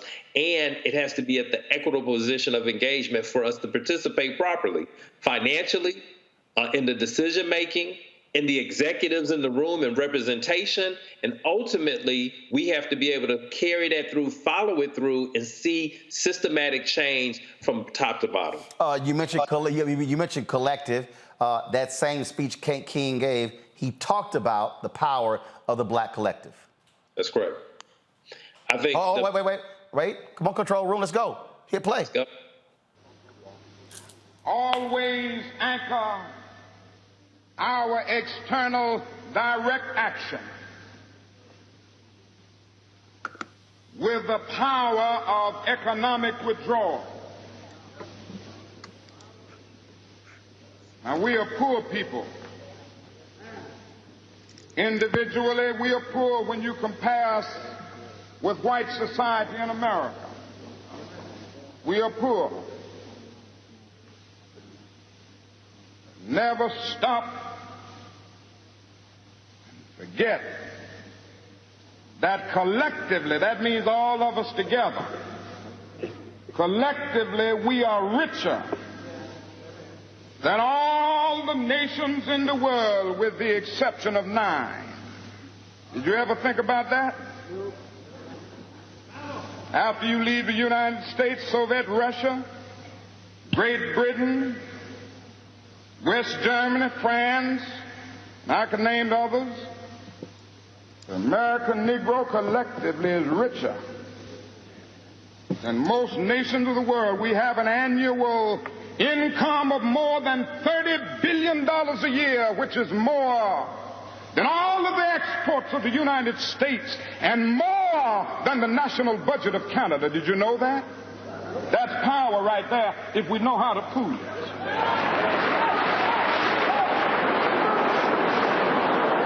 So, Todd, I believe what has to happen, and I'm going to get everyone's comment on this, is we have to move, again, as a collective, because we've seen it. We've seen how the agencies and the companies will pick off this group, or no, we're not going to meet with y'all together. We're going to meet with y'all separately, and they give somebody a little extra, and they're happy without realizing we could take down billions together. Yeah, I think that's important, Roland. And I actually shouted out Mark Pritchard from Procter & Gamble when they made a commitment of $500 million to something called Group Black. And that's of their choosing. That wasn't of our choosing. And when we are assigned a collective, that's a false narrative. There's no collective in the white space. They just do business with them. But I do think there's a concert of conversation. But first, Roland, we have to deal with the reality of the least affordable Negro, to quote my friend Byron again, and whoever that is, whether it's an advocacy group, whether it's somebody willing to take a big paper check, whether it's a conference that wants to be part of an economic system that's on a white platform that's black targeted. So part of this conversation, Roland, is us and understanding how this game works. So the collective has to be a conversation about the power of assigning this set aside in a real monetary way and distributing it in a way that actually executes the media game plans and get out of the business of events and parties. You know, Afrotech is a huge event. Essence is a huge event. You know, Black Enterprise has great events, but that doesn't connote the kind of media things you talked about earlier. So we can't be lulled into this word collective because we're only asked to aggregate and get everybody to agree. The reality of it is they should be doing business because we over-index, not at 2%, at far north of 20% of most of these major brands. And that demand is on our ability to say, we're going to stop doing what Dr. King talked about, which is integrating ourselves into a burning house. Randy, we've experienced this. Some of the biggest obstacles that we have had has been the Negro in the room. Right. Who is about trying to protect their job without realizing you literally are screwing black folks out of millions of dollars. Right. I see you over there with the amen melody. Go ahead, Randy. Yeah, the tokenized Negro is an absolute problem. I mean, the person that they hire, that they can get just to say, look, we have a black person here. We had one sister who tried to jam up me and Todd, and we said, fool, we the reason you got hired. The agency was nearly all white. We put them on blast. She gets hired, and she's trying to tell, we like, how you think you got here? Go ahead. Right, they make us so desperate that you have certain people who will sell out their own people, who will sell out us getting an opportunity to make any progress just so they can pay their mortgage in a nice neighborhood and send the kids to private schools. And don't get me wrong, of course we all want nice luxuries. We all want these things, but it does come at a price that I don't think that we realize. Well, hell, Ty, you had a grocery chain that was, the white folks in the company wanted to do a deal with y'all and some HBCUs, and there was an HBCU DEI person who was like, nah, we've done enough for HBCUs. That's right. There was a huge grocery chain here in Texas, and he said, we already gave Prairie View a 10-year commitment for some scholarships, forgetting that we're 15-20% of all buying of that grocery chain. And so they reached out to the CEO and said, no, you don't have to. I'm a director. And so we already did our black thing. And the big thing, Roland, that we keep going to is that this is a largely black problem of will. We have to say, we demand that you're going to either do right by us or we're going to withhold our economic power. That's the whole story. We're dancing around it. But at the end of the day, they can continue to do window dressing if we don't pull any economic power. And the thing I wanted to say, Roland, my company is probably 100x what the average American company with one entrepreneur is on a revenue basis, and we're thankful for that. And because of that, Grambling University has benefited. 13 students and interns from the Gulf Coast Atlantic Conference, which is a NAIA set of schools in Mississippi, Alabama, Louisiana, Arkansas, and Texas, they now have paid internships, and we're able to broadcast their games. So what happens is that we rematriculate that money into our community, and we're trying to grow our base and tell our own story. And that's the point here. Look, I mean, in 4 years, we've grown this to a $3 million a year business. And guess what? Black engineering company did the control room, black lighting company, black set designer, black art, the green screen was done by a black drape company. Right, that's exactly what we do. But and again, we can grow. We've launched our 24-hour channel. We're going to be on 3 different distribution platforms by the end of next month. We're talking to 5 others. A story just came out today saying black people are underrepresented on fast channels. We are creating a 24-hour black news and information network, but we cannot grow if we are broke. I got to go to a break. We come back. Next steps. Everyone will weigh in on that. You're watching Roland Martin Unfiltered on the Black Star Network.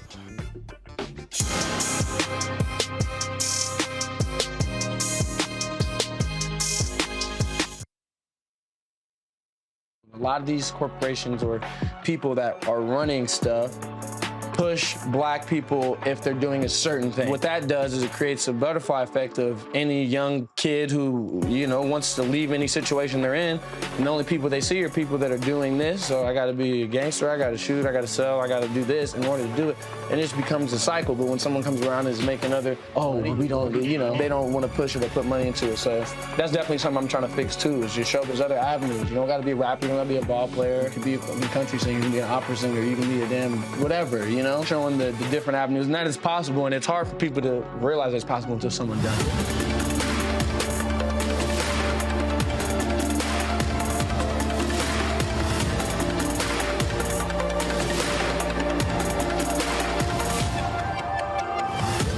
I'm Dr. Jackie here on A Balanced.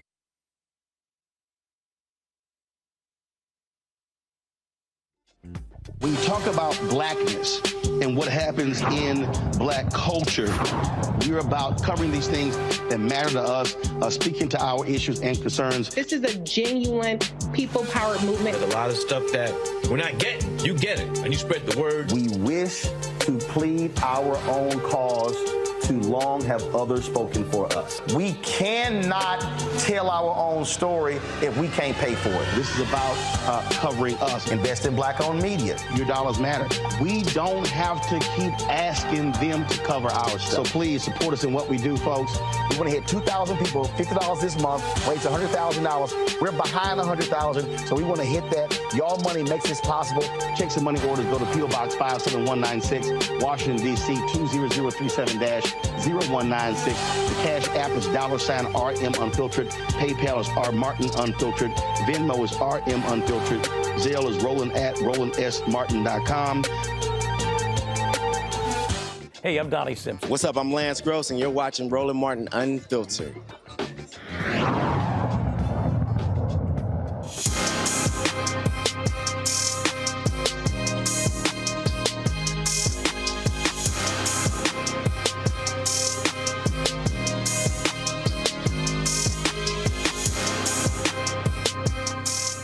MLK's book is phenomenal, and that is, of course, Where Do We Go From Here, Chaos or Community? I mentioned Operation Breadbasket when he talked about what they do. He said the first step is negotiation.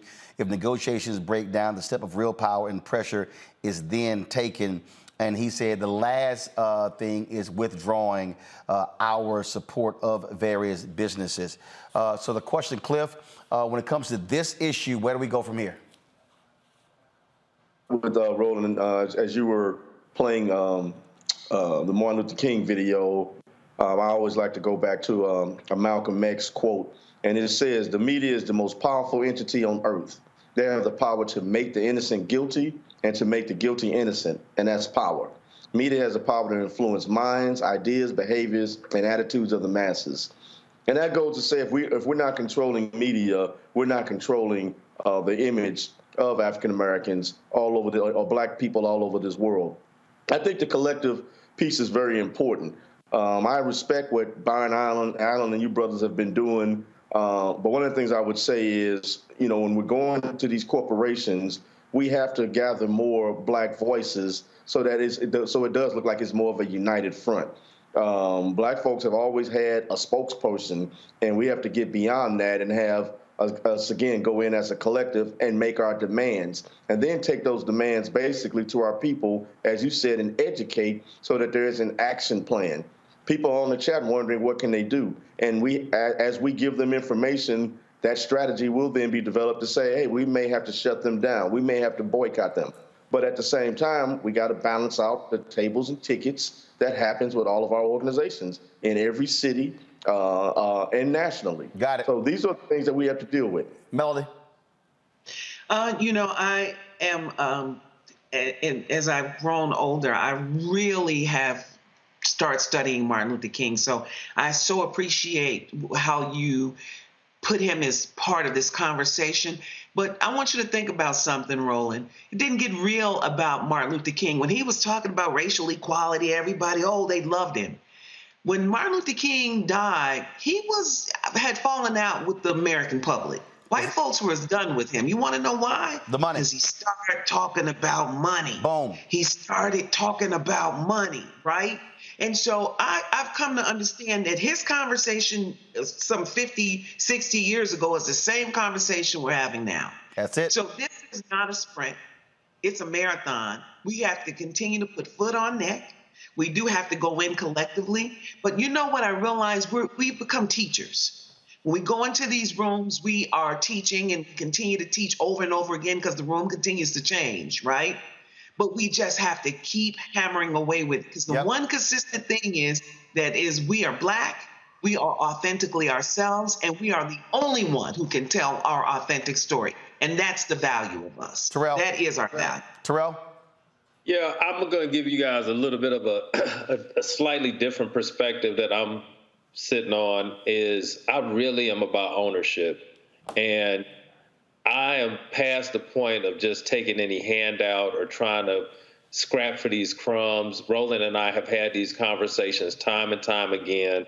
I'm about figuring out how can I build equity, how can I support, how can I create M&A opportunities within my community, how can I raise funds, and the key here is, and I ask you, what do we own? What industry, what space, what product, where is our ownership? And how are we funneling that to our children and our children's children? So the problem I have sometimes is, and I agree with our collective brilliance, what I would love is to see how we can create that into a centerfold and then drive change from our vantage point, from our position, with leverage that we control and that we own. So within the space, let's be specific. When you talk about Black media, I know, we know, whether it's television, whether it's music, whether it's fashion, streaming, we set culture. The problem sometimes is our ability to own, manifest, and monetize the culture and keep it within our community and circulate these dollars so that we see economic change and then we create the leverage that we want to see long term. So I would love to see us pick a point, pick a space, pick a place, and dive in and go hard. Now, can we boil the entire ocean? That becomes difficult. Do we have all of the upfront resources? Absolutely not. But if we take a space and you create a level of focus and centerfold, over time, you can begin to expand. But as we stay dispersed, I feel we stay separated from each other, and ultimately we don't see enough shifted change. Randy?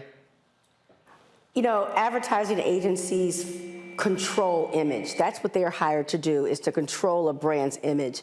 And what I don't think people are talking about is that what advertising agencies are saying is, we don't like what Black media is saying about Black people, which is absolutely ridiculous. They feel as if they should control the image of Black people.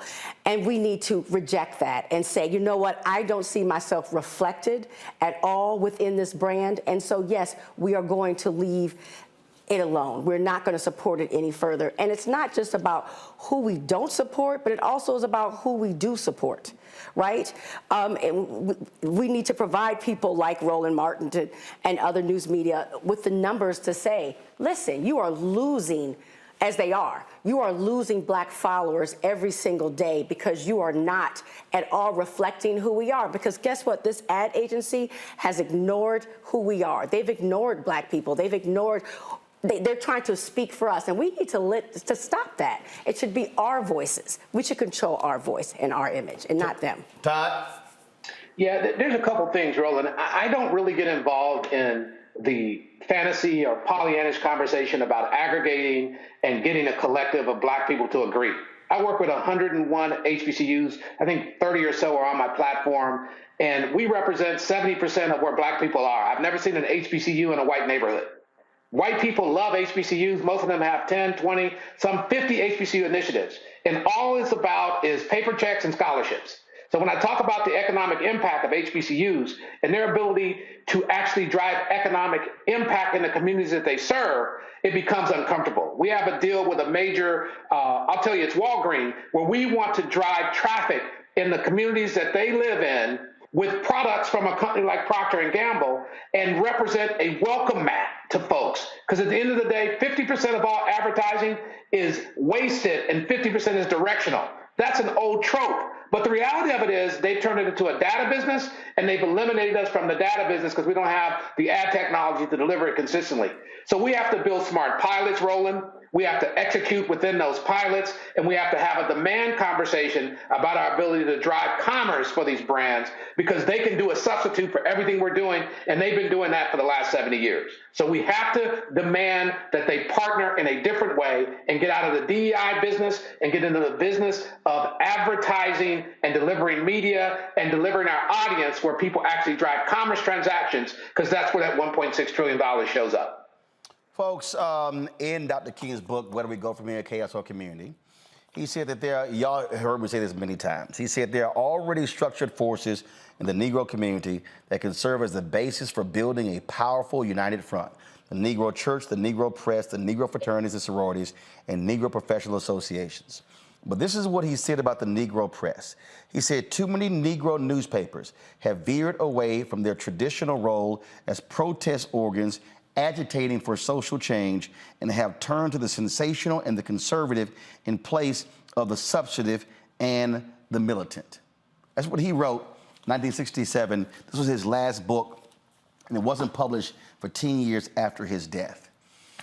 All of these agencies and many of these corporations that we deal with, they have been calling Todd, they've been calling Hardy Pelt, his co-founder, wondering what I was going to say tonight. They have all been worried. Here's the deal.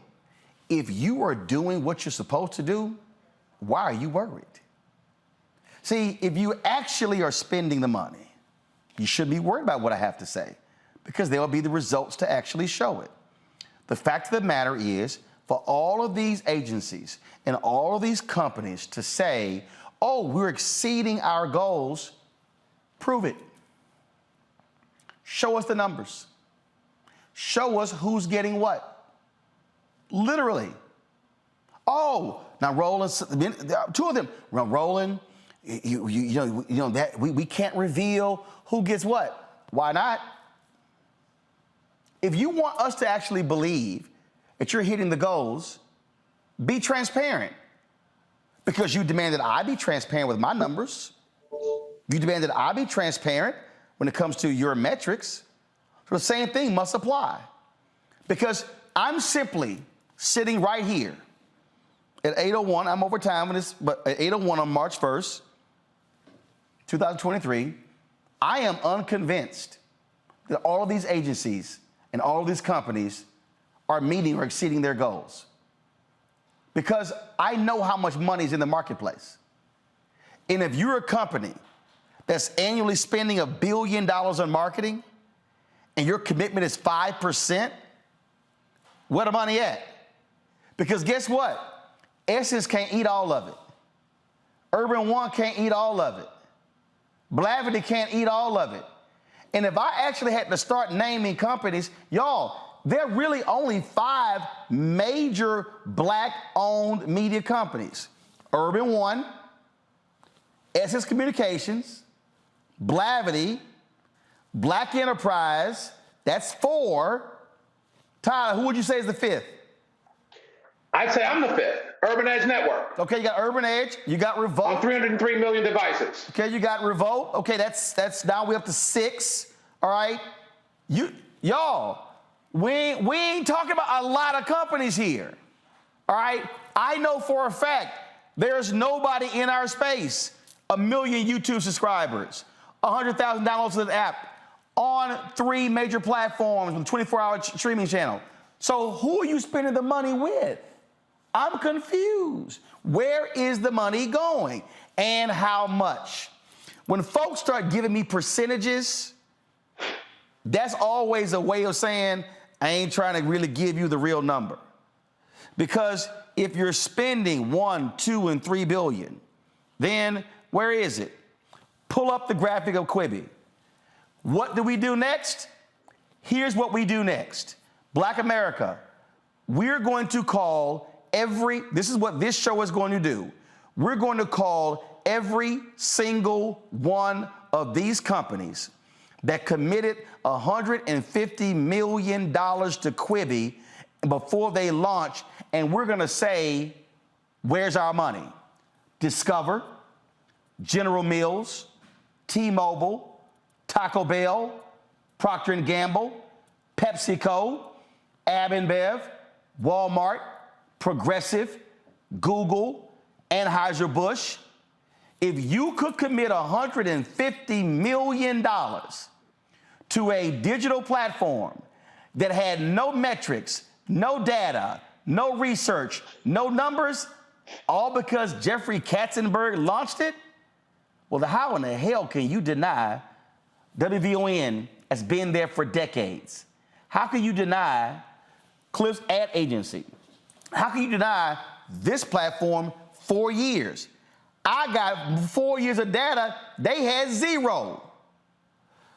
I need the folks watching to understand you cannot be innocent bystanders in this battle. Because, see, you want your children hired. Pre-COVID, we had 2.6 million black-owned businesses in America.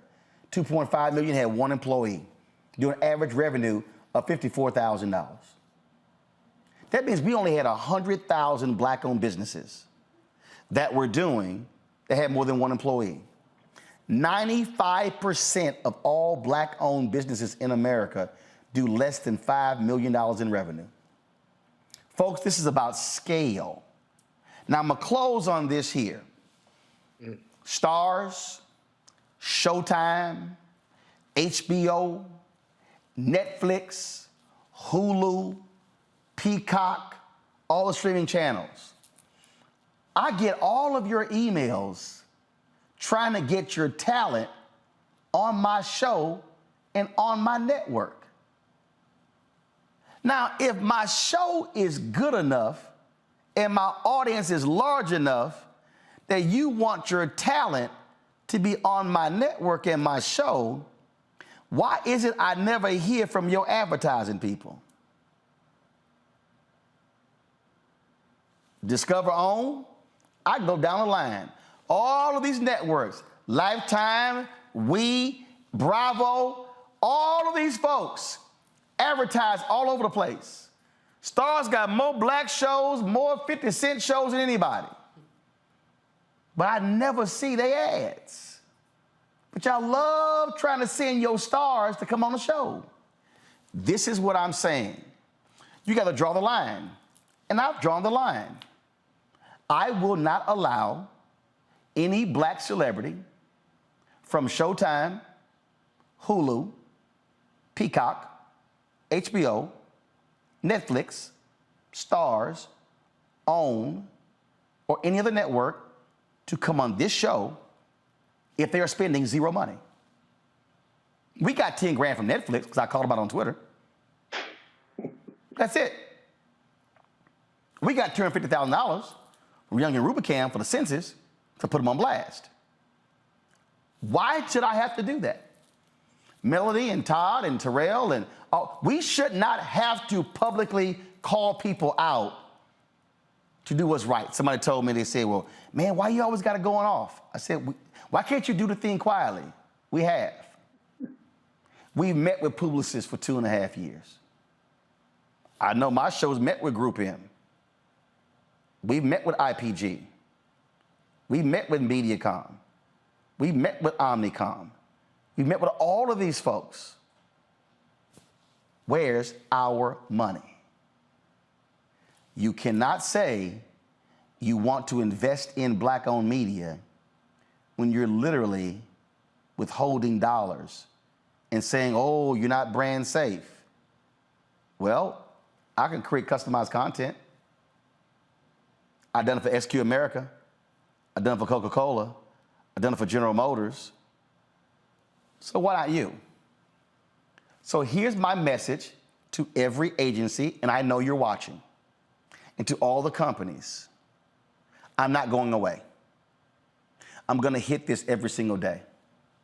Last night in Austin, I asked Houston Tillerson and their business school to launch an accountability initiative to target all of these companies that promised $50 billion to Black America after George Floyd's death. I'm now going to expand that.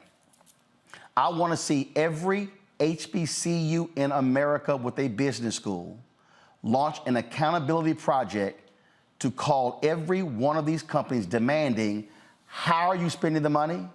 Where are you spending the money? Who are you spending the money with? Because I am sick and tired of corporate America giving us press releases and Instagram posts and tweets. I'm tired of Negro organizations giving them plaques and trophies for sponsoring a dinner. Black America will not change unless we change the economic paradigm. And that means dollars. This is silver rights, not just civil rights.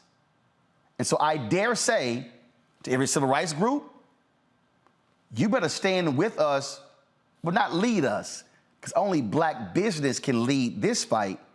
You should be allies with us, but this is going to require black people to make a level of demand that we have not done before. And it might mean us not buying y'all products. And as I told General Motors when I met with them, I said, I don't have to boycott everything. If I knock off 1% of your market share, a bunch of y'all gonna lose y'all jobs. To all of these companies, we don't wanna have to go there. But if we have to, we will.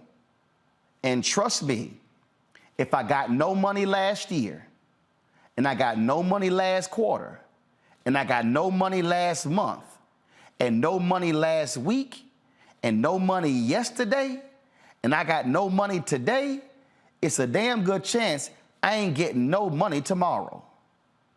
I will not praise your announcements. I will not praise your press releases. I will judge every company and every agency based upon your direct deposits. Now is the time for y'all to do right and stop offering excuses, because we are coming, because I own this and I control it. And if it's just me standing in front of one camera and I got to get rid of all of this, I will rain holy hell as long as there's breath in my body, because what the hell do we have to lose? Let me thank Cliff, Todd, Melody, Randy, Terrell for joining us. Folks, thank all of you for watching as well. Be sure to download our Black Star Network app, Apple phone, Android phone, Apple TV, Android TV, Roku, Amazon Fire TV, Xbox One, Samsung Smart TV.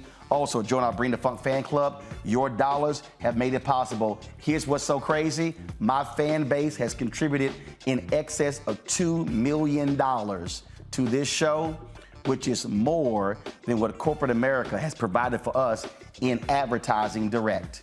Checking money orders, go to P.O. Box 57196, Washington, D.C. 20037-0196. Cash App, $RM Unfiltered. PayPal, R Martin Unfiltered.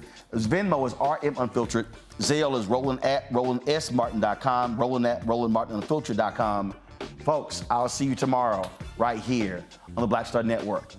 Oh, don't forget to get my book, White Fear, How the Browning of America is Making White Folks Lose Their Minds. Apple phone, Android. First of all those bookstores, Target, download it from Audible as well. That's it. I'll see y'all tomorrow. Holla!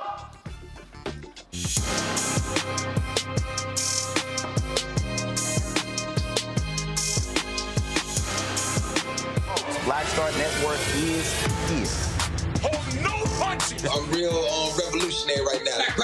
Support this man, Black Media. He makes sure that our stories are told. Thank you for being the voice of Black America, Roland. Stay black. I love y'all. All momentum we have now, we have to keep this going. The video looks phenomenal. See, this difference between Black Star Network and Black-owned media and something like CNN. You can't be Black-owned media and be scared. It's time to be smart. Bring your eyeballs home.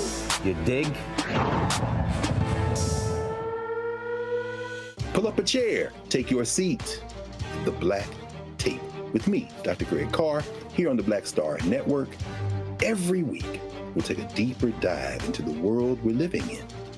Join the conversation only on the Black Star Network. Hi, I'm Dr. Jackie Hood Martin, and I have a question for you. Ever feel as if your life is teetering and the weight and pressure of the world is consistently on your shoulders? Well, let me tell you, living a balanced life isn't easy. Join me each Tuesday on Black Star Network for A Balanced Life with Dr. Jackie. We're all impacted by the culture, whether we know it or not. From politics to music and entertainment, it's a huge part of our lives, and we're going to talk about it every day right here on The Culture with me, Faraji Muhammad, only on the Black Star Network. I'm Deborah Owens, America's Wealth Coach, and my new show, Get Wealthy, focuses on the things that your financial advisor and bank isn't telling you, but you absolutely need to know. So watch Get Wealthy on the Black Star Network.